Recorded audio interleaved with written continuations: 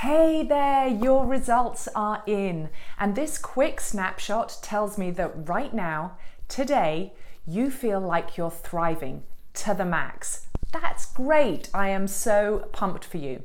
Everyone I've ever met says they'd rather thrive than merely survive. I mean, who wouldn't? Because a life of just surviving is exhausting, overwhelming, and full of worry and pain and grief. And that feeling that the life we'd rather be living is being kept from us. Whereas thriving is surviving with benefits. We feel alive, vibrant, and at peace and connected to those around us and with God. We feel like we have a purpose and a future to look forward to. And I am so glad you're tasting that right now.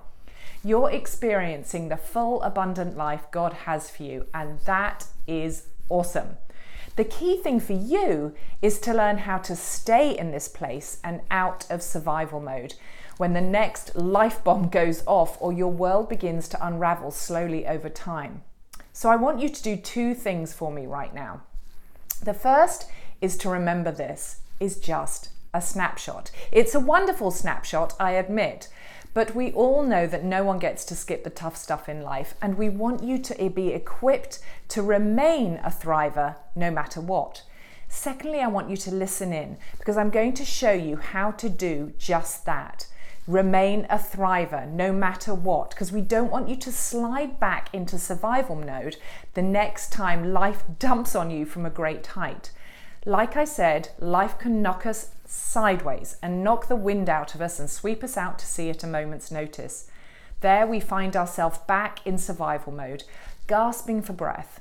I've been in that place, and maybe you have too at some point. It's exactly where I found myself after losing both my mum and my sister Jo to cancer, and then being diagnosed myself just 6 weeks after losing Jo. And eventually surviving was all I was doing.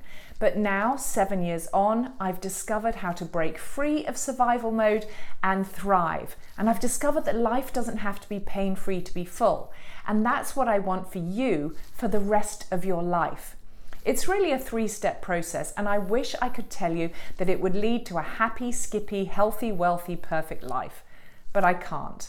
But what it will do is help you grab hold of the abundant life God has for you, no matter what life chucks your way. First, we need to deal with the rubbish we believe when life sweeps us out to sea. No one's immune to the rubbish we end up believing about ourselves and about God. And it holds us back from thriving and it keeps us locked in survival mode. Then we need to replace that rubbish with the truth about who and whose we are. Only then can we move on to the third step. And that's to start doing things that will bring us life right where we are, not waiting for life to calm down, get better, or stop hurting. And I call these things my 7 practices for thriving. I outline all 7 of them and list them out and go into detail down below in the rest of the email, so you can dive in straight away. So do make sure you read the rest of the email to not miss out. I love it that you are thriving to the max right now. But remember, life chucks stuff at us the whole time.